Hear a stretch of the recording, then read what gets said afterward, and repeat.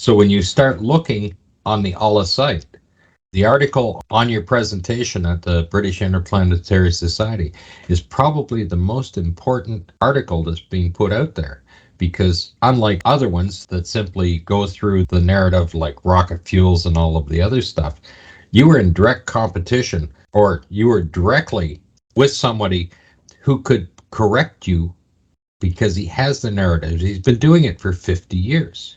He has the official story. He has all of the documentation on it. He's done presentations for all of the missions for what, the 20th, the 30th, the 40th, and the 50th anniversaries on top of that. So I don't think anybody that's working at NASA could even compare to the knowledge that he has on the Apollo missions. So without any further delay, I'm going to turn my microphone off and just let you have the floor. Well, thank you very much, Scott. I appreciate your knowledgeable introduction to the British Interplanetary Society, of which I am a member. Now, as you said, the British Interplanetary Society was founded in Liverpool in 1933, so they're in their 90th year, which is quite an achievement in itself.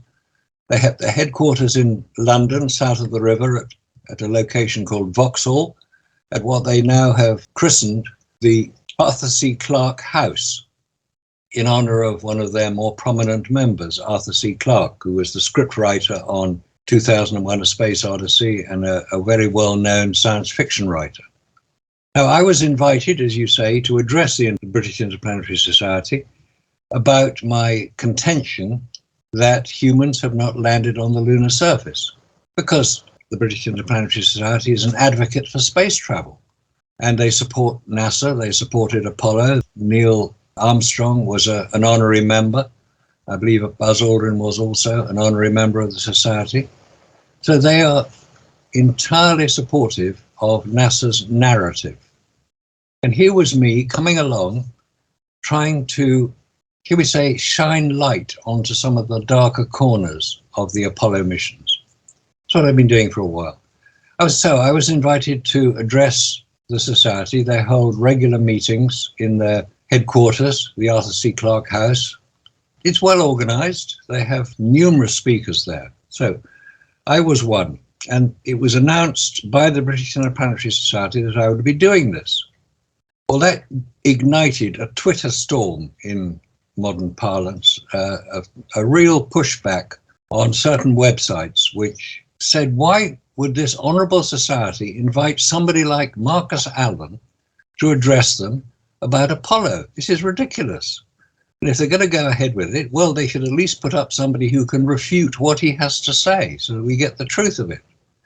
That was their approach. So I thought, okay, I'll go along with this, and invited my refuter, as you say, Jerry Stone, who's a fellow of the British Interplanetary Society, been a long-time member, and he speaks regularly about Apollo. So he was the obvious person to choose as somebody who would be able to refute what I said. His knowledge would be extensive, and so anything I claimed that was incorrect would be immediately corrected. I would be exposed as a charlatan and expelled from polite society. Well, that was the proposal. Now, this caused the British Interplanetary Society a certain amount of anguish, because they didn't intend there to be any controversy about it. I was just to present information so that they could discuss it and refute it where appropriate. So I thought, okay, well, one way to do this would be to have a private meeting with Jerry Stone and show him everything that I intended to use during my presentation, all the photographs, they're all on my computer, so he could see what I was going to be talking about. And he could prepare notes, and he could address any inadequacies in my story. So we met in a coffee shop in London. I showed him over 2 hours every photograph I was going to be using, explained why I was using them, explained what the problems were with the photographs. It was a fairly comprehensive view in my experience. I had nothing to hide. I wasn't going to spring on him any photographs I hadn't already shown him. So I could be refuted with confidence if that was the intention. So after the initial storm of protest from people saying, why would hoax believers, that's who I'm, a hoax believer, be invited even to the British Interplanetary Society? So what they did was to ask me to change the format of my presentation. And instead of giving the regular presentation, which I do, which is available to see, anybody can see it online. Robert Williams has archived many of the talks I've done, and some of them cover the subjects which I would be talking about at the British Interplanetary Society. Anyway, they said, no, what we want you to do is just show the photographs and explain your problems with them. So I said, okay, I'll do that. That's not a problem, because that's the main purpose of my presentations, is to look at the photographs and look at the anomalies and the inconsistencies and the unexplained details in them. I was quite familiar with them, so I didn't have a problem with doing that.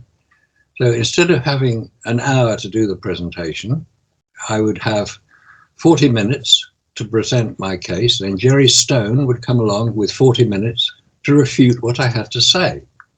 And then there would be question and answers from the audience.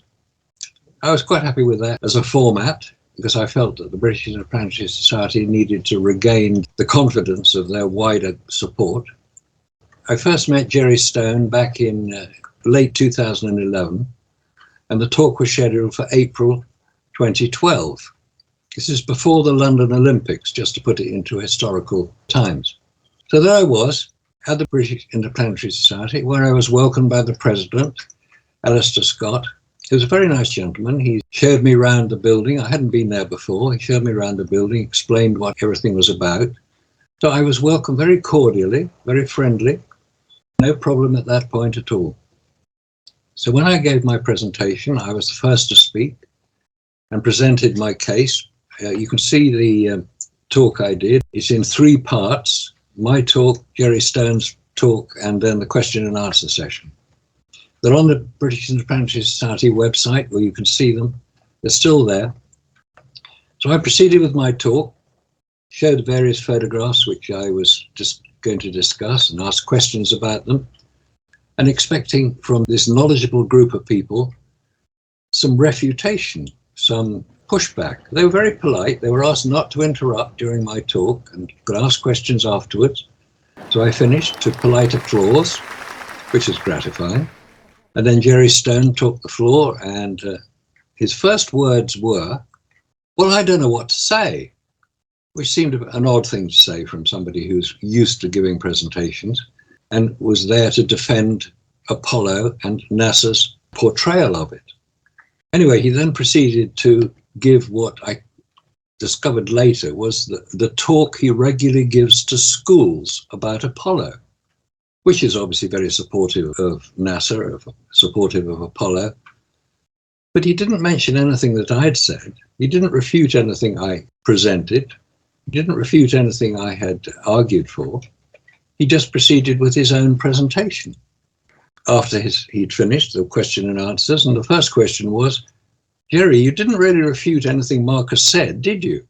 To which he had no reply that I was aware of. Most of the questions were actually directed at me, asking for clarification about certain points I made.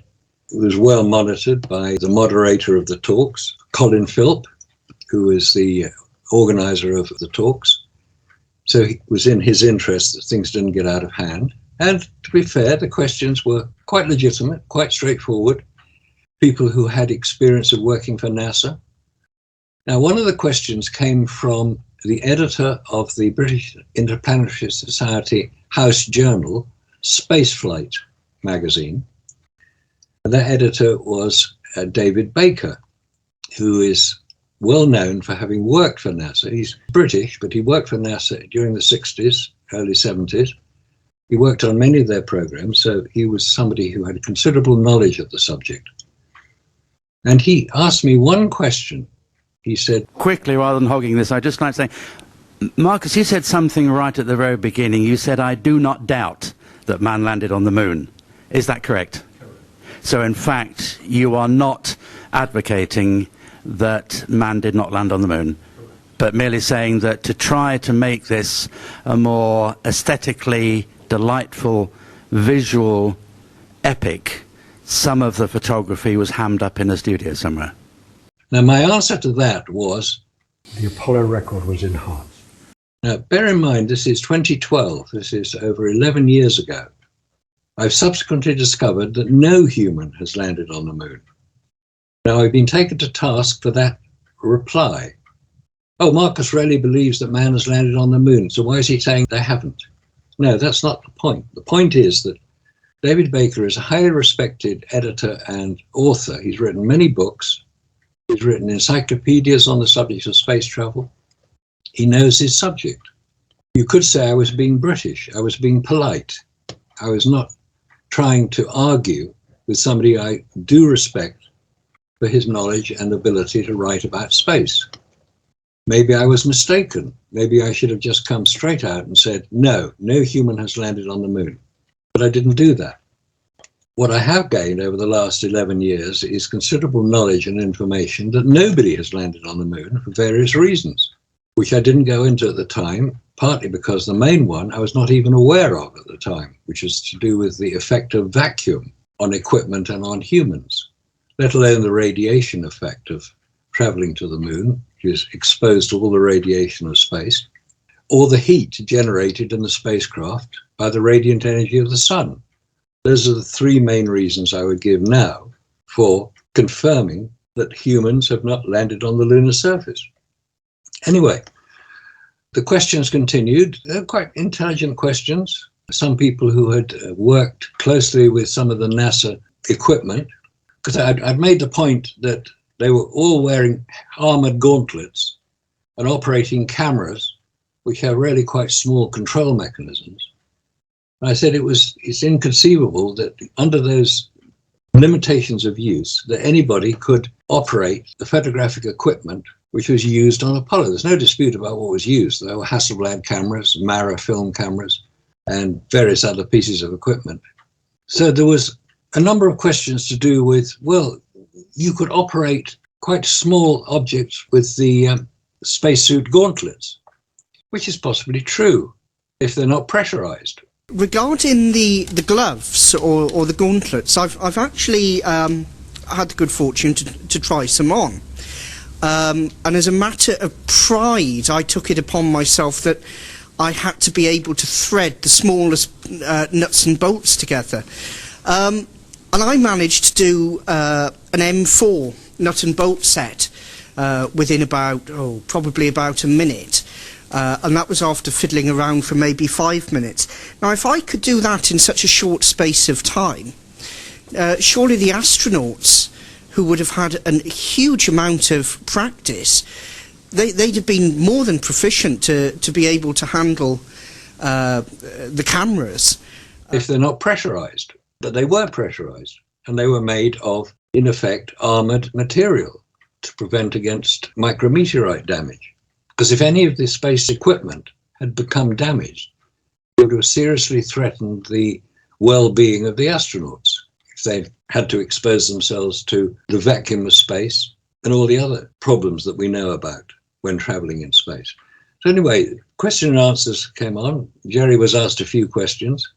What I haven't mentioned is one of the things that Jerry did, and this is contained in the write-up on the Owlis website, but it is not contained in the recording of the presentation that Jerry Stone gave, where I was compared to a Holocaust denier, which I took grave exception to, because it is totally untrue, that anybody who denies the truth of the Apollo moon landings is equated with a Holocaust denier. And he showed pictures of Auschwitz, pictures of the Holocaust that the Jewish race had to endure during World War II. It was totally uncalled for, totally unnecessary. It didn't even illustrate the point he was trying to make, is that anybody who questions Apollo is obviously a complete idiot and is not in charge of his mental capacities.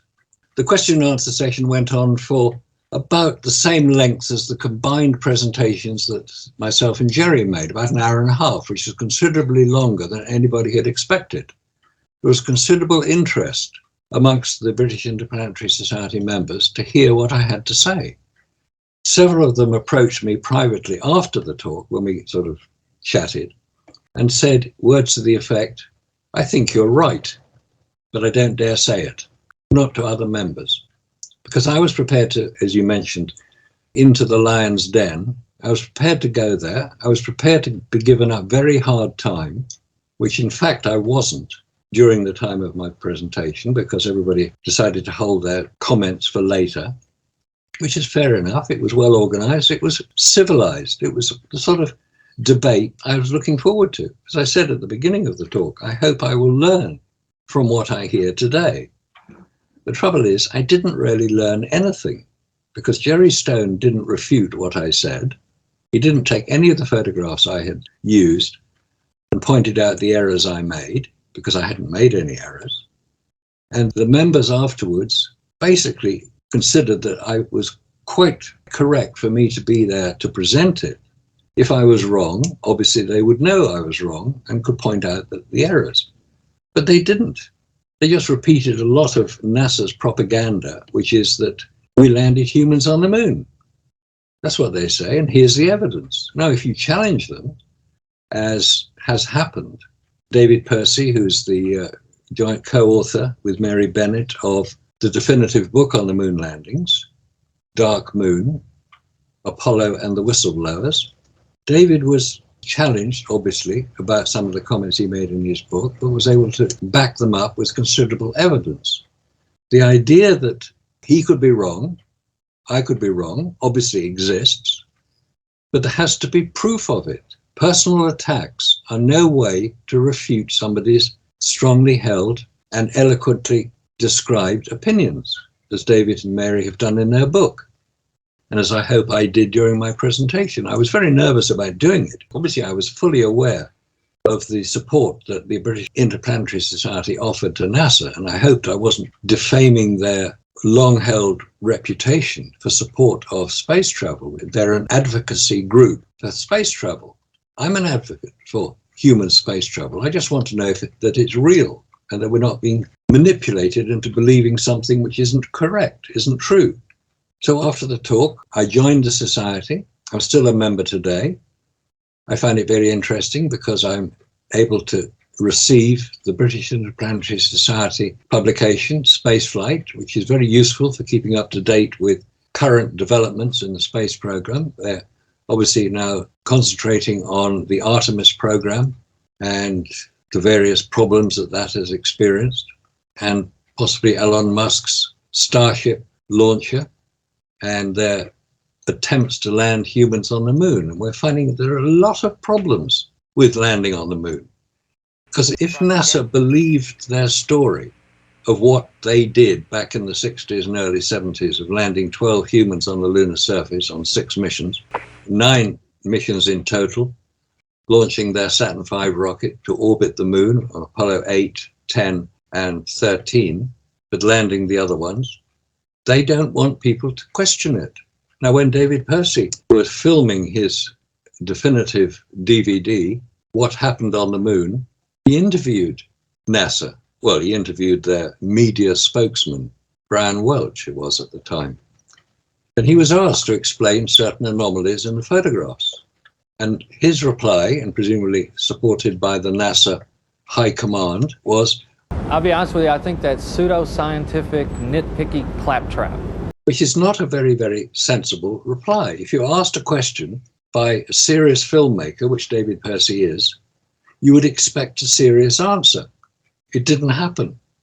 It's almost as if NASA have something to hide.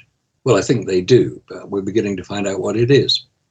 That was the completion of my presentation to the British Interplanetary Society. The recording of it is available, minus the Holocaust denying section, because that was cut out before the film was even initially released, for very good reason. It was such an uncalled for comment as to be not worthy even of discussion.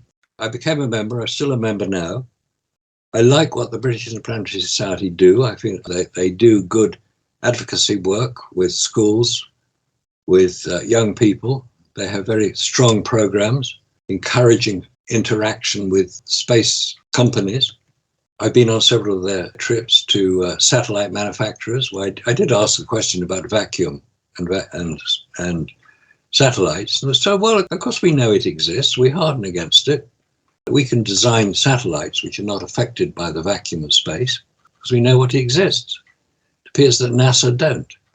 The end of my talk generated more comments on certain websites from people who are supportive of NASA, who tried to take me apart. They didn't make any comment about the photographs I was showing. They just attacked me personally. Well, I'm old enough and ugly enough and big enough to withstand that sort of nonsense, because it doesn't really affect me. If somebody's going to take a personal attack on me, it shows they've lost the argument, because they're just attacking the person, not the subject. So I just carry on in my own sweet way. I give talks, I give presentations. Some of them have been viewed by many hundreds of thousands of people. And the work that Robert Williams does now to archive some of these talks has been very valuable, because people still ask me about it. People still talk to me, so I can now refer them to the actual talks and show what they can see for themselves. I'm not trying to make any bold claim for myself. I just say, examine what I've said. And if you don't agree with it, tell me why you don't agree with it, but provide evidence. And that's all. That's all I've ever asked. Oh, just one thing. After I gave the talk, obviously, David Percy and Mary Bennett were fully aware I was doing it, and they had helped me prepare for it. And so Mary contacted me after the talk to ask how it went. And the report I gave to her was the basis of the article, 2 articles, Into the Lion's Den, available on the Owlist website. And it recounts pretty accurately what happened, because I was speaking to her literally 24 hours after I'd finished the talk. So I was fully aware of what was going on, fully aware of what was happening, and explained what the reaction had been. So that gives a reasonably good resume of what happened. Bear in mind, all this happened before the London Olympics of 2012. So we're talking 11 years ago. So I'd like to ask a question, or put this to you. A NASA proponent who calls himself Phase 52012 and his little clique, they claim that you are for the moon landings and repeatedly display that video recorded at the British Interplanetary Society. What do you say to that? It's a good point, because he has been a permanent poster of the same information for the last 10 years. And I would say that in those intervening 11 years since I gave the presentation, I have acquired a great deal more information, a great deal more knowledge about the inadvisability of landing humans on the lunar surface. I said that because that was the answer to the question I was asked by David Baker. I think it actually shows up in the Q&A session of the 3rd of the 3 films. David Baker is seen asking me the question, and I'm seen answering the question. I was basically trying to be as polite as possible to somebody who was, in my view, a knowledgeable person who had worked for NASA. He worked on some of the early Apollo programs. He was very knowledgeable about spaceflight. He's written extensively about it. I was not about to, in public, deny what he had spent his life trying to achieve. Basically, be as polite as possible. So whoever you are, Phase 52012, whatever, you can say what you like, but at least put your face to it. At least be honest about it. Well, that's the other thing. They've been invited on to have a chat with us. Neil's Ben's asked them on, you name it, right? They're not going to go there.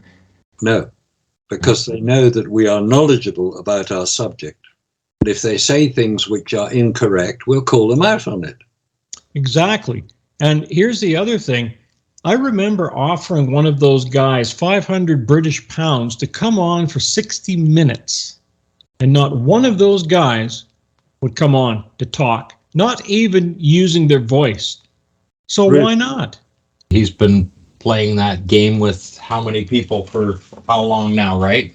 Yeah. Come on and I'll have a debate. And it doesn't matter what it is. They won't use the real name. They won't use the real face. They won't use anything. And I look at that. If you're not going to stand up and have a discussion with me and sit and show me your face, it's not worthwhile. You have to defend. If you want to defend your position, you have to do it in person. Of course you do. And publicly. And what are we looking at there? That's the back of the rover. So he's kneeling on the seat and looking backwards. But there's 2 guys on there, one behind the other. They're facing backwards on the rover. I mean, that guy doesn't have that large of a backpack on him. See what you mean? Yep. Do you have the other photograph of the rover without the guys on it? Just to show what the equipment is that's actually on the machine. That's how high the equipment is on the machine. So you see what he's got for a backpack on there when he's sideways? Yeah, it's quite large, that backpack. It's quite large. But when you look at the other photograph, there's no way that backpack, because he's now facing the camera, could be that large. There's got to be two guys on there. Well, who took the picture? Well, it's a Hasselblad. It's a Hasselblad picture. It's got the crosshairs on it. It's a Hasselblad photograph, and there's got to be two guys on there. That's very interesting. Wow. Because that's one of those things that shouldn't be. What? Like I said, bunch of guys messing around on equipment all the time, out ripping it up. Look at the tracks they're making all over the place, just tearing the place up, right? I still find that amusing when Jerry Stone gives his presentation on the rover, and he goes through the official story of the rover and the damage that occurred to it when it arrived, and that the one battery pack didn't work, so it only had two-wheel drive, and then the steering didn't work, so it only had rear-wheel steering. And if you look to see what it takes to lock the front tires straight, basically you got to tip the rover up on its side or lift it up and get underneath to lock it out. There's a pin lock, so you can have four-wheel steering or two-wheel steering for either end, right? But you have to get under there to do it.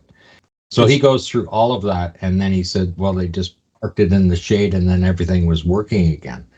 Like the British Interplanetary Society takes imagination and makes it reality, but they do it through conversation. It's called consensus viewpoints, because people have to agree with that viewpoint. And Jerry Stone is recognized as an expert on Apollo. Well, he is on the official story. Yeah, because you won't find anybody that has more knowledge on all of the missions, including Apollo 13, because he does presentations on all of them. And he's had that information from NASA long before it was ever published to the general public. He's had all that details. He's had the transcripts, everything, and he's read them and he's studied them. And his knowledge of the official story that NASA wants to present is unsurpassed by anybody else. There isn't anybody alive out there that can go through the official story. And I do mean the official story. And you were up against somebody that if they could have refuted anything you were to say, he was the man to do it. Oh, yeah, he was. Oh, here's something I wanted to point out to you. That's supposed to be the TV camera, isn't it, that one? That's the TV camera. How come it's got manual controls on it? I don't know. I wouldn't have thought it would have manual controls. This camera's supposed to be remotely operated from Houston. How the hell are you going to focus this thing? If it's manually operated, how can anybody operate it remotely? You need a monitor to see what you're doing, first of all. You would, yep. Because you've got pan and tilt. I mean, that's what we saw on Apollo 17 liftoff. The camera panned upwards to follow the craft. We actually know who it was in Houston who was operating it. Okay, for you to operate these two controls right here, you then need a monitor on the rover. There it is. It's an aperture and zoom. So it's a manual control. And it's manual. Yeah, those are manual. So where's the TV monitor so that they can see what they're doing? Oh, they don't need that because they got magic eyesight. Oh, they just talked to Houston? It should be in the transcript when they're talking about a on focus yet. Because they're going to have to focus this thing for Houston. Well, it's the same way the Hasselblad cameras have got manual focus and manual aperture on the Hasselblad camera to see what you've got. You can't even see where you're pointing it. So all they can do at Houston is pan it and tilt it, and the astronauts have to set the focus and the aperture because there's no motor on that. That is crazy. If you're going to set the focus, you've got to see what you've done. Is it correct? Is the focus correct? Because some of the TV images are showing quite close-up images.